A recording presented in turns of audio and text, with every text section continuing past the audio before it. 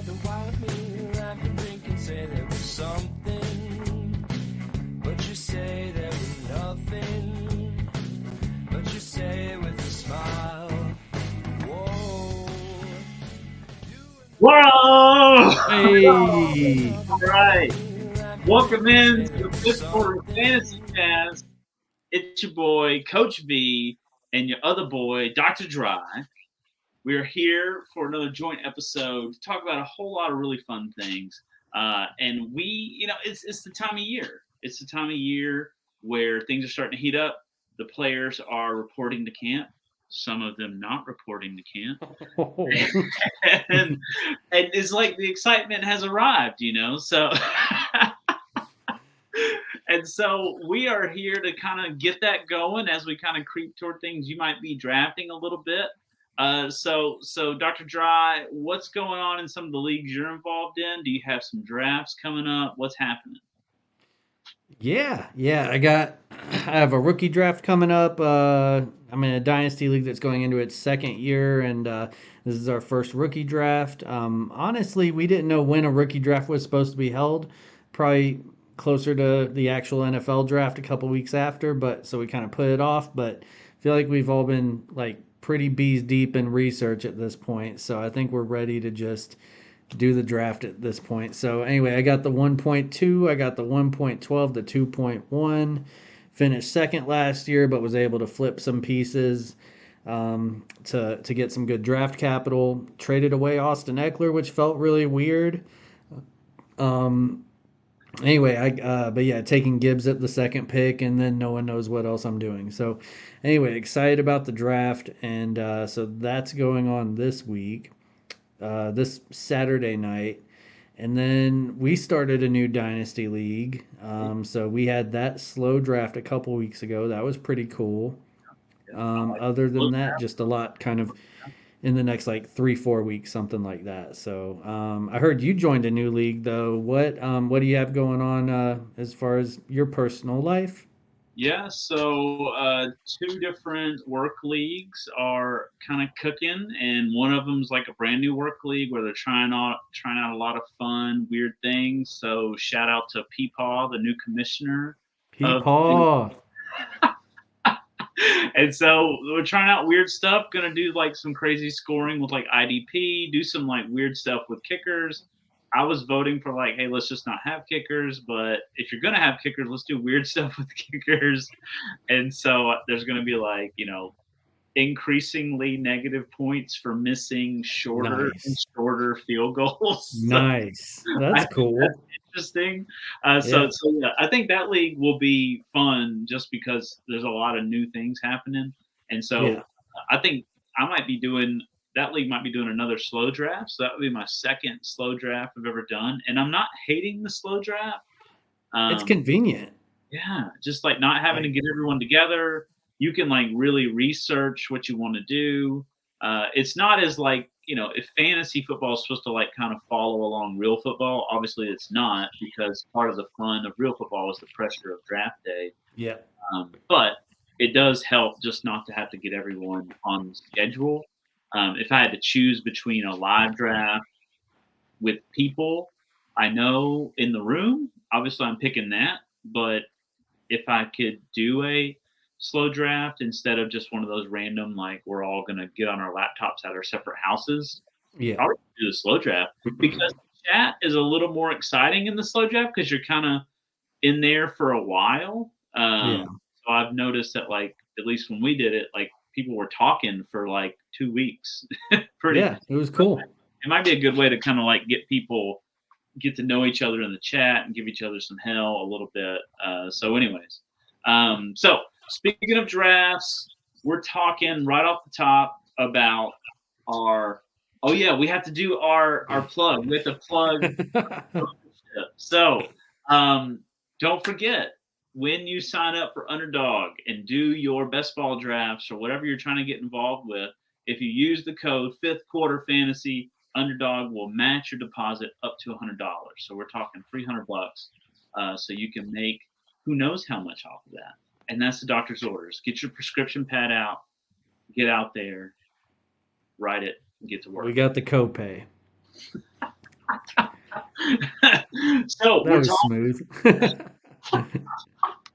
we're talking about fantasy handcuffs, and so Dr. Dry has compiled the ultimate list of fantasy handcuffs. If you're looking to get cuffed this season, Dr. Dry has your list. So tell us what you got, who you got, what are good situations, bad situations, all that.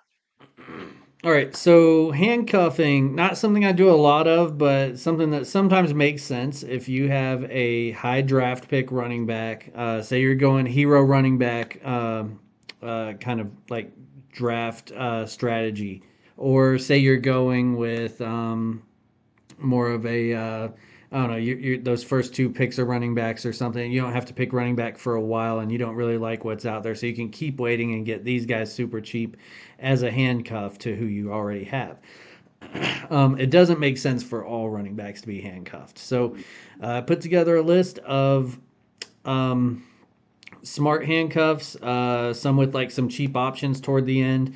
A few that there's only really maybe two that I think are super important, and even then it's optional. It's the more I thought about it, like you don't have to do any of these. So smart handcuffs I think are going in. I like the Broncos running back situation a lot, strictly because Sean Payton knows how to run two running backs that can both be fantasy relevant. Javonte Williams, I think, he's gonna be the bell cow. He's a special talent, but he's coming off of that ACL. So Samaje Perine, we saw what he can do as a kind of change of pace back with Joe Mixon over in Cincy last year. So I'd love to see what he can do in a Sean Payton offense. So usually, and you can usually get Samaje Perine maybe a couple rounds after Javonte Williams. Now that Javonte Williams has been healthy, though, I think he's shooting up ADP boards. So he might be more of that high end running back that you take where it makes sense to have a handcuff. So you CMC Eli. like you see him as like the Mark Ingram of the situation. Yeah, exactly. So yeah, Javonte Williams is the Kamara. Samaje Perine would be the Ingram. That's a perfect analogy right there. Okay. So also like CMC and Elijah Mitchell. CMC, he's the best running back in PPR formats in the game. So him and Eckler neck and neck. Elijah Mitchell, he has some, like, whenever he gets chances, he does well. It's like Alexander Madison whenever last year when Dalvin Cook was out, every time he would smash. Like, Elijah Mitchell also has his health issues. So you might be taking two injury prone running backs. Yeah. But I mean, I think it's worth it to be in that San Francisco, it's a situation that you like. So others like that are more, you can probably get these second guys as the last pick in your draft or something. They might even get into our dart throw section, but Tony Pollard, you can get Deuce Vaughn as the handcuff there. You can get Derrick Henry, Tajay Spears, Nick Chubb, Jerome Ford, Brees Hall, Ibn Akanda, Bijan, Tyler Algier, Najee Harris, Jalen Warren, who's a very serviceable backup. A lot of these are like underqualified or overqualified backups who could probably start for other teams. Others that so I mentioned you don't want to handcuff everybody. Sometimes you take one or the other, and they both could have that standalone value. Before they both got hurt this last week, Kenneth Walker and Zach Charbonnet. They might be more of a duo. Same thing with like ETN and Tank Bigsby. Yeah. Other situations it just doesn't make sense to handcuff. Like you have some where there's just no clear backup. It's a committee behind there. You're not sure if you're getting the right guy. Some situations where there's standalone value, like the Saints, you're probably taking Kamara or Kendre Miller or Jamal Williams. You're not taking two of the three or all of them or anything. Commanders, you're probably taking Gibson or Robinson. You're not taking both. Same thing with like Eagles, possible committee, Swift or Penny. So lots of that. Other times, like it's just like a whole ass mess. Like the Raiders, like I mean, you have Zamir White, who's maybe not good. I think he's more of a dart throw than anything. You got Josh Jacobs. Who knows if he's showing up? Right. The Bears, big mess, triple committee. Like you're not handcuffing anybody there. You might take one stab at somebody super late, but yeah, that's my philosophy on handcuffing. Yeah. Vinny, do you have any handcuffs that you like to target, or is that something you avoid altogether, or what's your philosophy on it? Well, I'll look for it, like, especially kind of what you're saying. Like, I really want to. If it's not like, I like to just come back with the rookie. And Yeah. so it's like, give me this lead back, that lead back. And as long as the rookie isn't like a real popular rookie, I try to target that rookie later on. And maybe that rookie is like technically like the third or the fourth string. But if there's someone who like scouts are saying this guy's got moves, this guy's really good, then I'll go ahead and have him on the squad.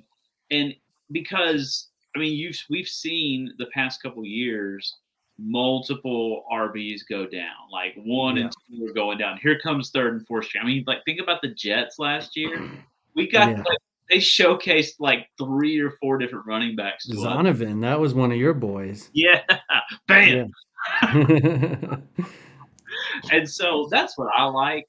But like I don't want to like force the issue either. Like it's like, hey, if it's not there, I'm just gonna take a stab at one of those guys and just hope Yeah. that we're okay.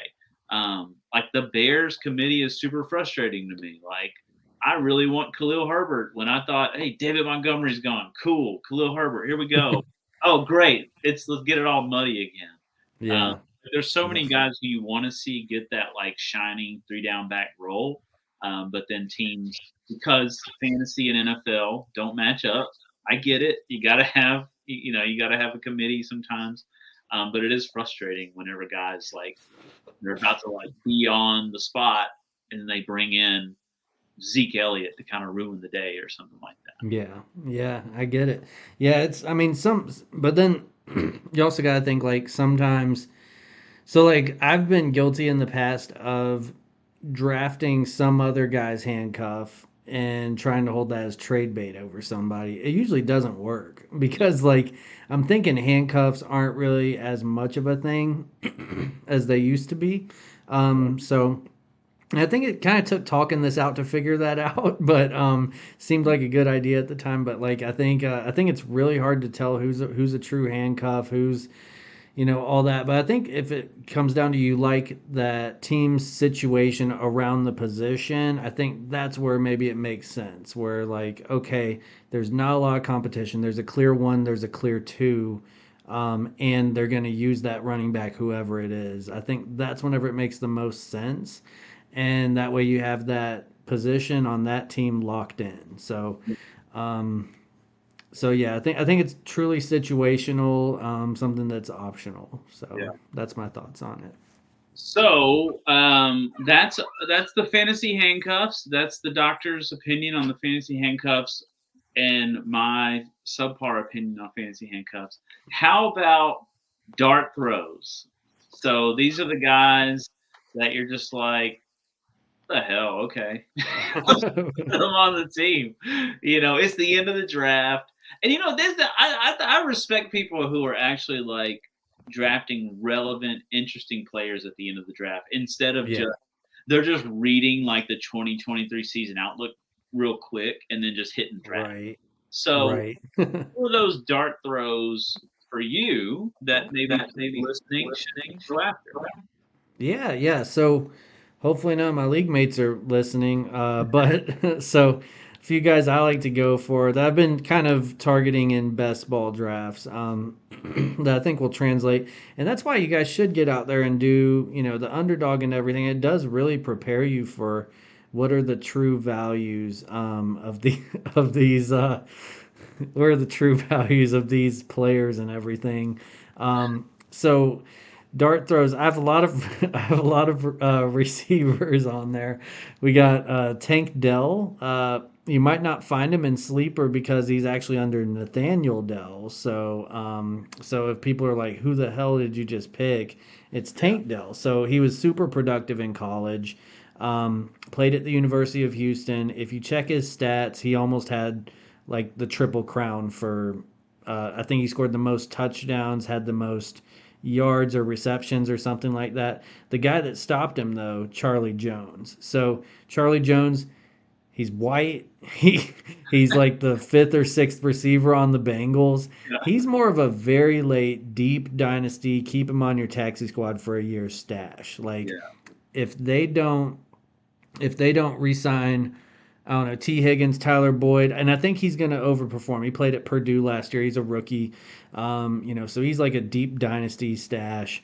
Might not amount to anything in season long, but he's someone that I like to take just in case because he's out of nowhere. Justin Ross of the Chiefs, he's been getting a lot of love lately Yeah, with yeah, uh, yeah. yeah, since Kadarius Tony went down, it's wide ass open out there. We don't know who the one, two, three, or four is. It could be anybody. So, oh, is that Kadarius Tony, the butt cheese boy? mean, this guy, I wouldn't want him to leave his house. If he left his house, He'll get hurt. I'm gonna bubble wrap that man, and he'd still stub a toe, break an ankle. Like, Yeah, good night, dude. Does he have like brittle bone disease? I don't understand. I don't know. Yeah, I remember I was so in on him for like 2 years, and he had that big blow up game. I think it was Giants against the Cowboys, and he just went off. He had like he had well over 100 yards. He went off, and I think we've been chasing that one game from 2021, and wanting that to happen. Like he's got the speed and everything, and that's exciting. But I remember it was kind of the last straw for me last year, and I've still been like kind of flirting with the idea of drafting this guy. And anyway, he got hurt one more time after like second day of practice or something, and I was like, "Yep, yeah, it's not happening. I'm cool if I miss that train. Like it's fine." But yeah, last year I like picked him up and I was like, oh, look how savvy I am. He went to the Chiefs. He's going to be the one. He's going to be the new Tyreek Hill.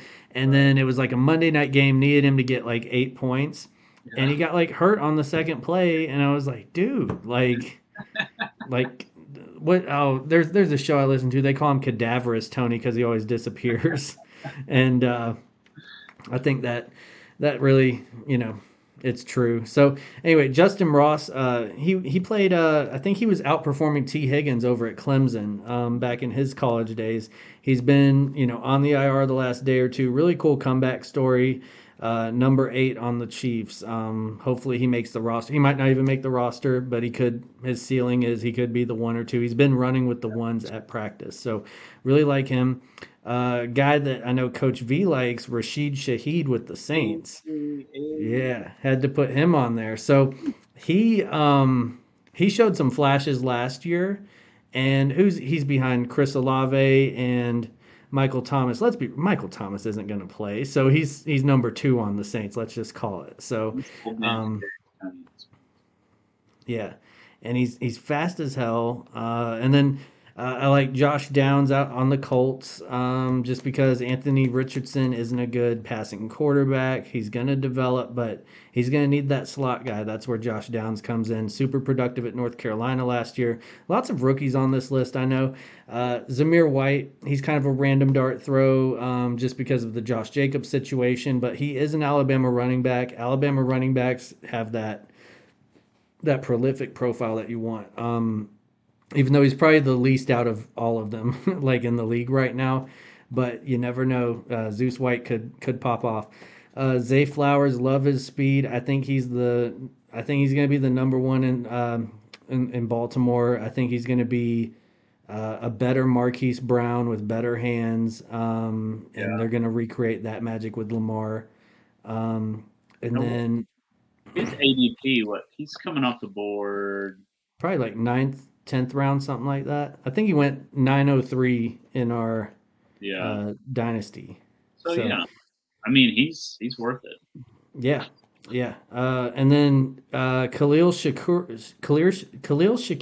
or Deontay Hardy out of Buffalo. They're both kind of fighting for that slot spot. And Gabe Davis, he's not shit. We know that. So someone who could definitely show up in Buffalo. I do think that your boy Dalton Kincaid is the real number 2 in Buffalo. Yeah. So he's a good dart throw too. He's coming off the board like tight end 14 or something, but he's got that tight end top 3 potential, I think. So, and then Deontay Hardy, he was on the Saints. sounds random. His name was Deontay Harris, but he changed his last name. So that's one of those names that you just gotta know that like half of your leagues won't know who Deontay Hardy is. Yeah. If you look up his efficiency rating, his numbers don't jump off the like. It's just like his yards after catch are crazy and all that, and like he doesn't have a lot of highlights or anything, but he's really good whenever he gets that ball in his hands, and he was pretty electric as a returner over in New Orleans. He's now in Buffalo in a more dynamic offense. And then my last one, Jared Goff. He's going off the board QB 17 on underdog. Um, I'm cool with him as my QB1. Like if you miss the boat on like those top 8 quarterbacks, just wait to get like Jared Goff or something. So just high octane offense, and he manages it very well. So those are a lot of my dart throws, and I know Coach V has some as well. Yes. So I feel like my dart throws are a lot of like old dudes. Cool. Yeah, we got a good mix then. Yeah. But I got some young guys in there. So I just Latavius Murray took over that backfield in Denver last year after Mr. Fumbles Melvin Gordon just couldn't get his life together, and so Latavius Murray is just one of those guys that won't go away. Someone you know Buffalo beefed up that backfield because they're tired of Josh Allen taking punishment. Yeah. Someone's gonna be the goal line guy. Is it Murray? Is it Damian Harris that's over there? Um, Yeah, I think but that but sounds right. but who's gonna be that like punishment runner who's gonna get those goal line carries? And whoever that is, I think Latavius Murray, they could be up for 7, 8 goal line touchdowns alone. Not to mention any other kind of running activity. So that's why I think, and that's an easy pick at the back end of your draft that you could get. It's weird to put him as a dart throw, but Aaron Rodgers is after last season. So many people are down on him. He just, he's out. He's out. He's doing his drugs. He's happy in New York. So why not bank on this He's person who's doing his drugs. just, yeah, like there's no, it's New York. You can do your drugs and no one's going to judge you. In Green Bay, Wisconsin, everyone's in your business all the time. Drugs, people are going to tell on them at the local cafe. That's So, true. This is so a good point. Yeah. he's ready to play ball. So why not? I don't know what he's going to do, but all the things say he could play some good ball this year. And then I think someone, if it's not Flowers, someone is going to shine in Baltimore. And I think, um, as we get into camp, a lot of these guys with hype, their prices are going to go up based on camp. And I think Flowers is a guy whose draft price is going to go up by the time we get out of camp and into preseason. I mean, just wait for him to make that big catch preseason game 1, preseason game 2, and watch that price go up. So, anyways, that's why I'd say like Odell could stay cheap, and you could grab Odell at the back end of the draft as a dart throw, and it could work out. I mean, remember who he was. Remember how he popped in at the end of the season there for. Why am I blanking on my boy Matt Stafford's squad? The Rams. Yeah, remember how he popped in at the Rams there at the end, and so that could happen. That could be a good thing. So I'm not throw a dart there. DJ Chark, he's the blow the top off the defense guy. I think that like that Carolina offense could be kind of exciting. So Yeah. look out for him, and he's easy to get at the back of your draft. And then little feller, little A chain, in Miami. A chain. I mean, it's the Miami offense, and that thing's only going to be moving quicker and faster and more productive. And why not someone quick and fast and productive who you can like take a flyer on at the end of the draft? He's neat. Get some production out of. Yeah, I mean, I think they'll find a way to use him. He's going to be that guy who's lining up all over the place. Yeah, and I do think that like the days of like undersized running backs, like I think those days are kind of over as, we are moving to more PPR relevant running backs. So Yeah. I think that's where A-Chain really carves out a role there. So that's a good Yeah. I take. mean, if this is like, like someone like the Titans or someone like Atlanta who's committing to running the ball like 30 times, 40 times a game, okay, that undersized running back's not going to work out there. Yeah. But Miami, they're down to run all sorts of weird, crazy like formations and plays, and a guy like that could get in early and shine, wait for some injuries, and see what happens. Hmm. So those are our dart throws, and so now we're going to move on to a little game called half full, half empty. And so Dr. Dry has some visual aids for half full, half empty. And so I only own glasses that are dark, so I couldn't half full. I looked, I went in my cabinet, and there's like 2004 Boston Red Sox World Series champion Nice. cups. There's like old Yeti cup. Like there's nothing clear in my Yeah. cabinet, I swear. I Um, grew up with goblets in my house. We had the goblet, that purple goblet. Random. so half full, half empty is basically just an opinion. And so if you're half full on something, that means you think that trend is going to continue, or you think that it's a good thing for the league or for fantasy. If you're half empty, you think that trend is going to stop, or it's not really a good thing for fantasy. So we're going to hit a few different topics and just give our quick opinions on half full, half empty. So the first one is running back devaluation. And so it's kind of popular in the news. I think people in the fantasy community have been aware of this for a couple of years now because we keep an eye on that stuff.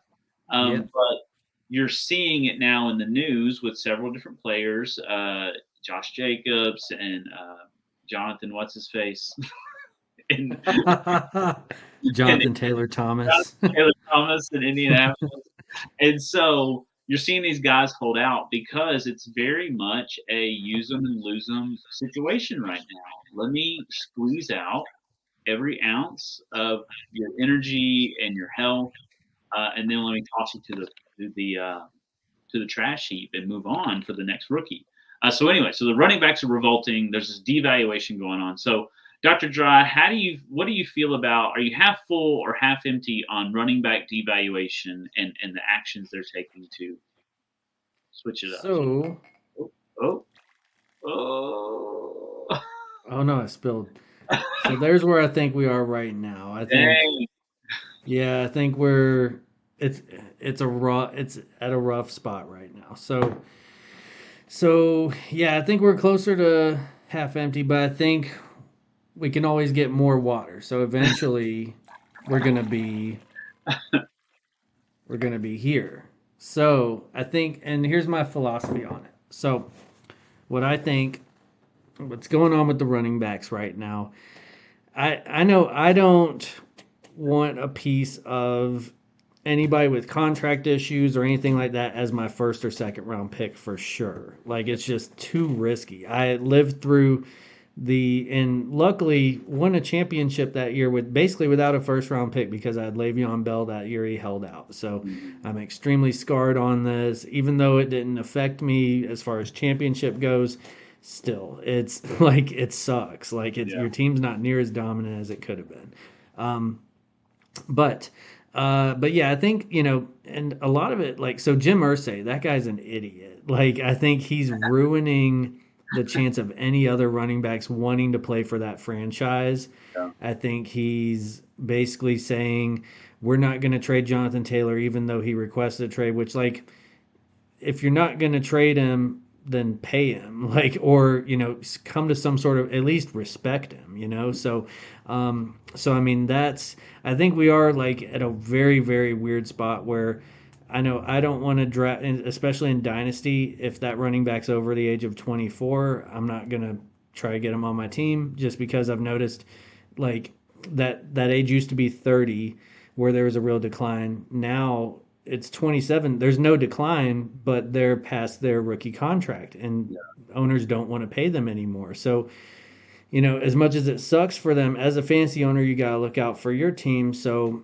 I think it's wise to avoid situations like that, mainly in dynasty, but like also like unhappy players, like which we'll get into next week. Problem players, different things like that, and not all of it's their fault. Like as much as I don't like Josh Jacobs, like he had the rushing record last year. He should have been paid or given the opportunity to go get a contract somewhere else. So I think what it is though is so all these running backs are very frustrated as they should be. Some of them it doesn't make much sense. Like J.K. Dobbins wants more money. What has he done other than get hurt?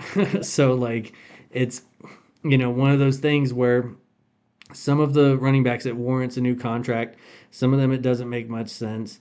Sometime and then another part of me is like, all right, honor your contract and then do it. But I think the contracts need to be restructured in a way that makes more sense for them to make more money up front, whether that's through signing bonus or more incentive based or something like that. But I think it does set up for a brighter future because they are taking that stance. And I think we're kind of looking at a passing of the torch where it's going to be, this year, there are a couple of guys that are taking a different stance on it, like Nick Chubb, Nick Full Chubb, King Henry. They're both showing up to work every day. They're like, hey, let's give these owners a reason that why they should pay these running backs. So they're kind of taking that that head held high approach, like let's show them, and that nice motivational approach that should get everybody else in gear. Like follow the leaders. Like these are the two best like pure running backs in the league. And then you got Bijan Robinson, who he might be one of the highest paid running backs in the league because he is on a rookie deal and nobody gets paid after their rookie deal, it seems like. So you got Bijan, you got Jahmyr Gibbs, like a couple of elite running backs coming in that maybe they also take that same stance that Henry and Chubb are taking, where like, hey, we should be paid for longer. Something does need to change here. Here's why. Look what we're going to do on the field.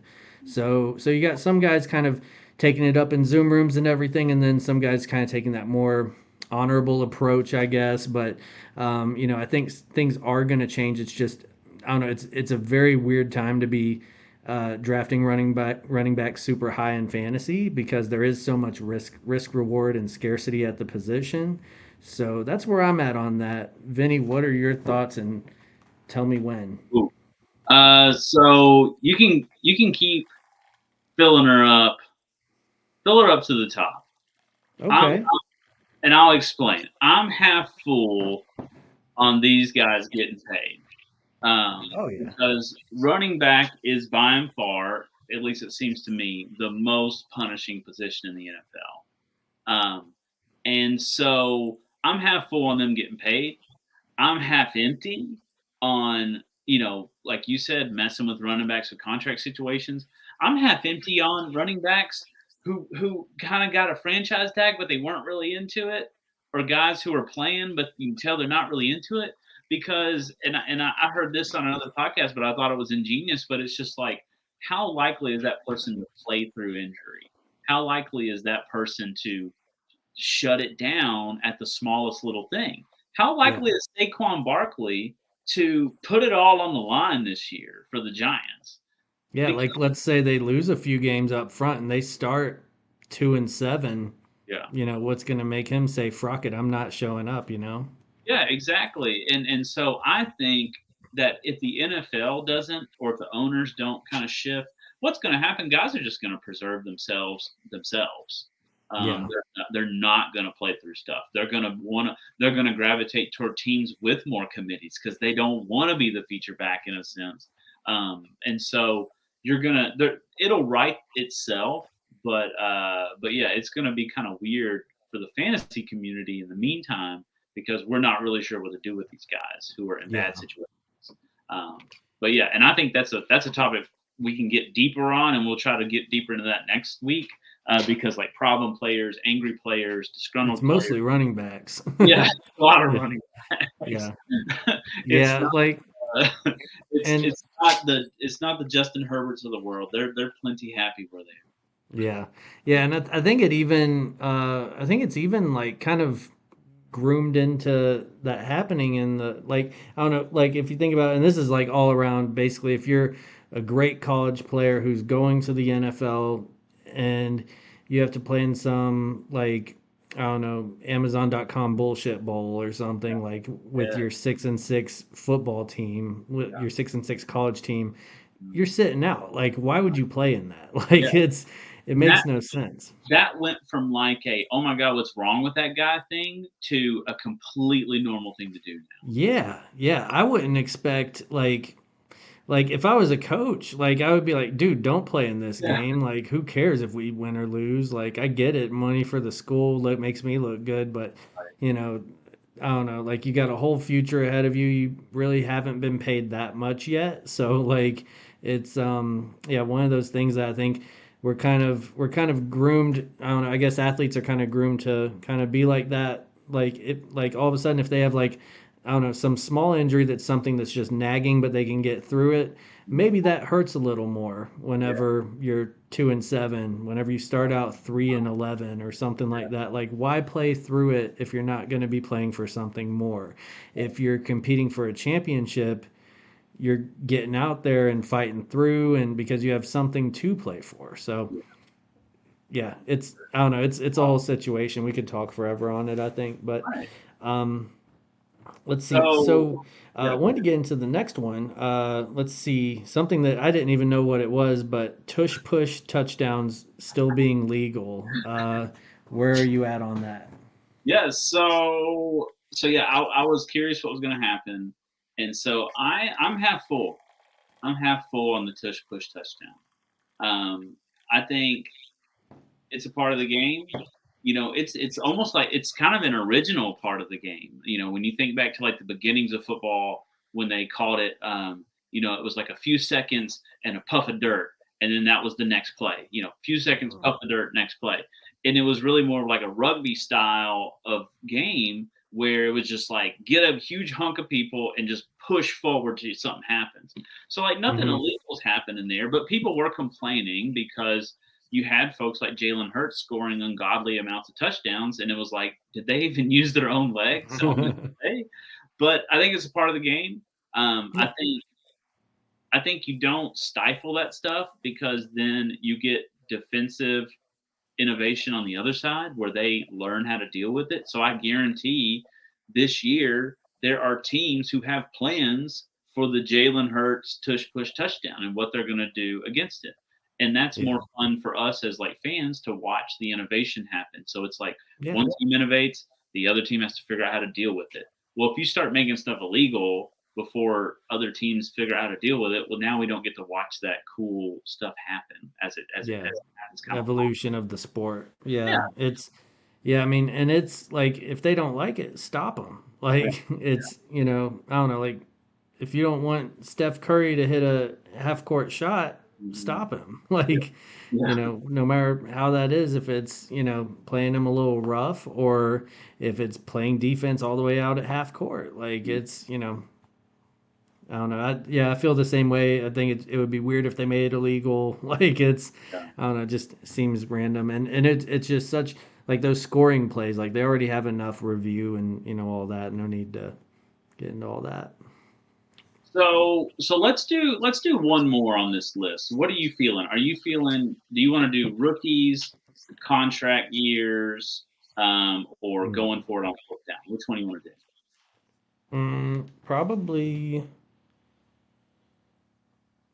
I love rookies. Rookies. Yeah, Okay. but for the record, I do think contract years do matter for like fantasy. Just because I think people do want that bag at the end of the day. So, like we saw Josh Jacobs, like he was fighting for a contract, which unfortunately he didn't get, but like should have gotten right. So like led the league in rushing. But yeah, I think players, I see they're in a contract year, and I'm trying to pick like, do I draft this guy or this guy? Almost the same ADP. Maybe that's what leans me in a direction. It's one of those little deciding factors. Yeah. But yeah, we'll talk rookies making an early impact because I think and if I could overflow this, I would, but I don't have enough water. But you know, I'm big on rookies. And I think a lot of dynasty players are in general bigger on rookies. Um, like we just had that dynasty draft. I know you did your research because you were drafting a ton of rookies. I actually looked and I drafted, I think, 10 rookies or something like that. More lower end on mine, but I think they are making a much bigger early impact. Yeah. I Yeah. think you can draft a rookie and I don't know, I just got back into collecting football cards again, and I got like the 2021 some set, and I was like, oh man, everybody here's a fantasy stud. Like it's crazy how young all of the superstars in the league are now. Wide receivers, a big thing to look for is second year breakout. That used to be like third, fourth year breakout. We're seeing more second year breakout. Uh, Quarterbacks, they're not sitting behind, like you don't see a lot of like Jimmy Garoppolo situations anymore, or who's another guy? Jordan Love. He sat, a few years. Yeah, that's Um, so weird when the team drafts a yeah, guy now and they don't start. right. Like Will Levis, but that's because he sucks. So like, it's Ryan Tannehill's just a better quarterback in my opinion. But which that's not saying much, but and Ryan Tannehill, he's underrated. Like I think he's a fine quarterback, but I would have threw him in at dart throws, honestly. I oh mean, yeah, he's neat. I something mean, could. yeah, yeah. I mean, it's like you're taking him in the very last round because no one else wants him. But like, if you're a Titans fan, you can see the value. Like if you look past some things, Right. but yeah, I mean, yeah, rookies making an early impact is huge. We had kind of talked about it a little bit with running backs in their rookie contract. Yeah. I think running backs are most valuable whenever the younger they are, like the more valuable they are. So yeah, that's a big thing. Just and I don't know, like I love taking rookies. I love drafting rookies. I think they pan out more often, than not. Every now and again, you are going to bust, you are going to miss, and there are like bust rates and stuff and actual stats to look at. But I think rookies, I think that's a glass full kind of thing. Yeah, I'm with you on that. Like, I'm half full on the rookies making impact. I think that trend continues because coaching is continuing to, look at the coaches. It's kind of like a changing over right now. Hmm. Those older, kind of stodgy, stuck in their way coaches, they're heading out. You got these younger coaches. Um, who would be an extra cheese coach? Um, Oh, I don't know, I'm trying to think who's like an idiot. ooh, Mike McCarthy. Yep, Oh, he's nothing more than a common butt cheese boy. that's true. Yeah, Mike McCarthy. Like literally, the Cowboys' biggest offensive problem is Mike McCarthy. Yeah, like Nathaniel Hackett, who literally couldn't hack Um, it. He sucked.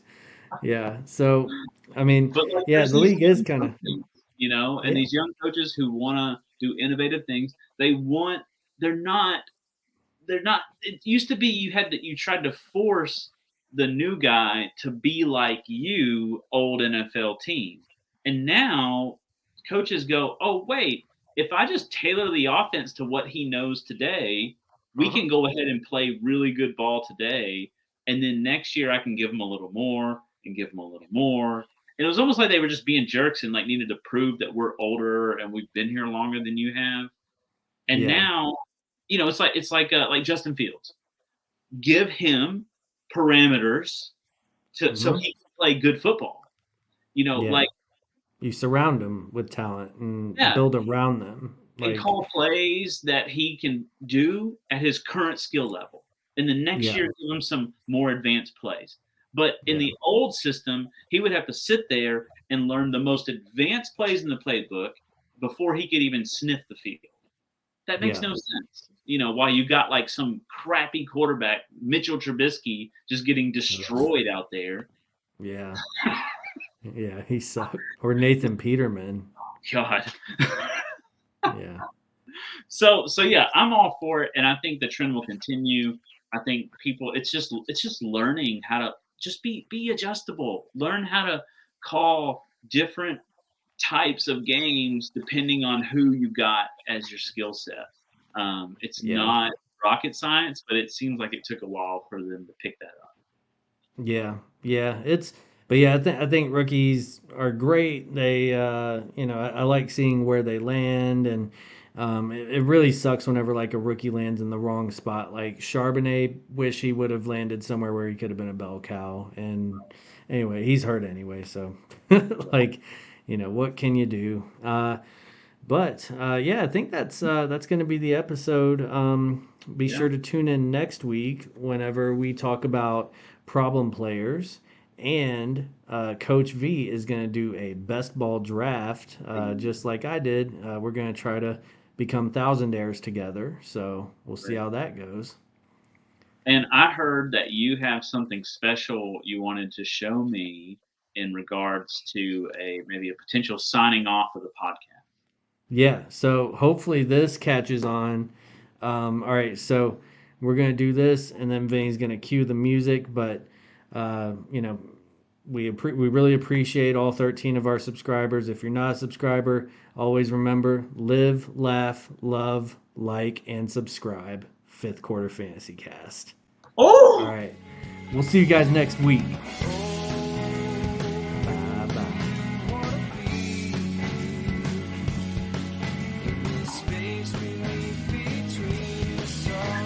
I thought the music was already playing.